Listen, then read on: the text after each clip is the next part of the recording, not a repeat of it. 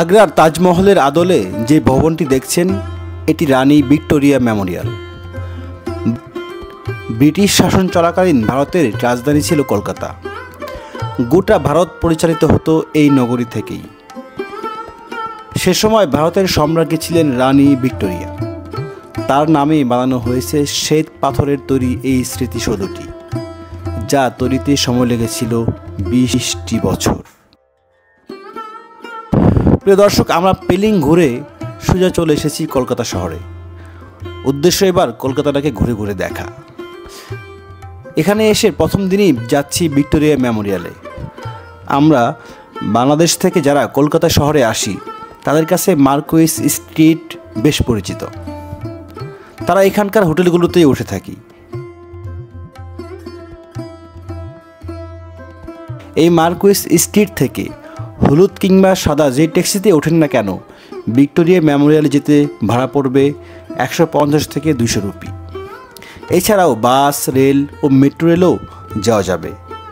ভিক্টোরিয়ার কাছাকাছি স্টেশন হচ্ছে হাওড়া। আমরা হলুদ ট্যাক্সি করে ভিক্টোরিয়া এলাম।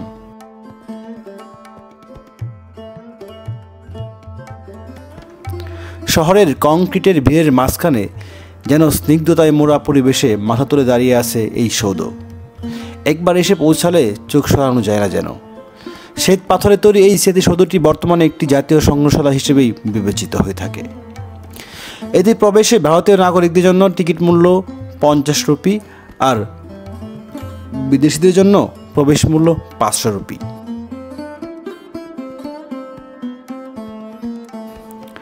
ভারতের স্থাপত্য বিস্ময় তালিকায় মহিমায় দিক দিয়ে ভিক্টোরিয়া মেমোরিয়াল তাজমহলের পরই গণ্য হয়ে থাকে।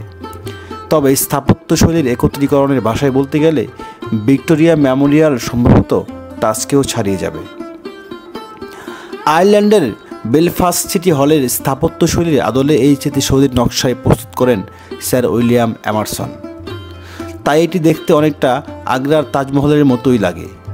অনেকেই ভিক্টোরিয়া মেমোরিয়ালকে পশ্চিমবঙ্গের তাজমহল বলেও আখ্যায়িত করে থাকেন। এটির নির্মাণ কাজ শুরু হয় 1906 সালে আর সৌধটি উদ্বোধন হয় 1921 সালে।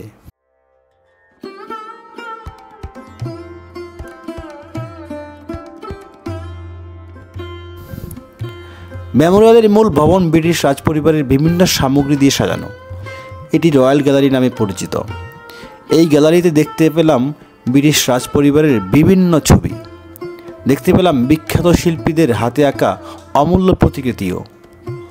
মুঘল আমলের নানা নিদর্শন, টিপু সুলতানের তরবারি থেকে শুরু করে ব্রিটিশ আমলে হাতে লেখা বিভিন্ন গুরুত্বপূর্ণ দলিল, দস্তাবেজ, চিঠি, মহারানীর ব্যবহারের চেয়ার, পিয়ানো সহ বিবিধ জিনিস।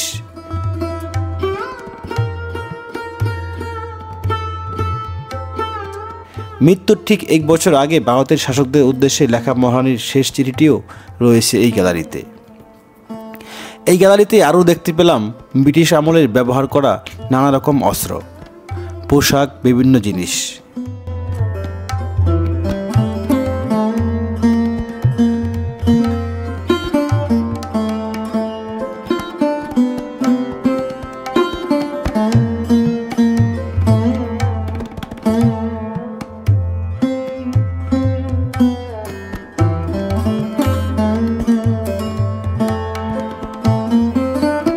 প্রতিটি জিনিস বহন করে চলেছে সময়, ইতিহাস।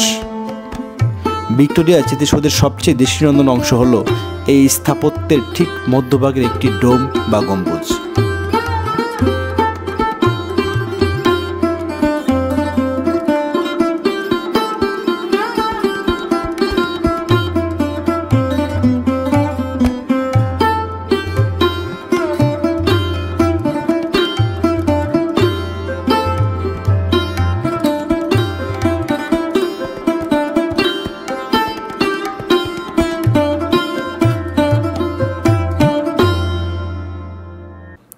এই ডোমের ঠিক নিচের ঘরটিকে বলা হয় কুইন্স হল।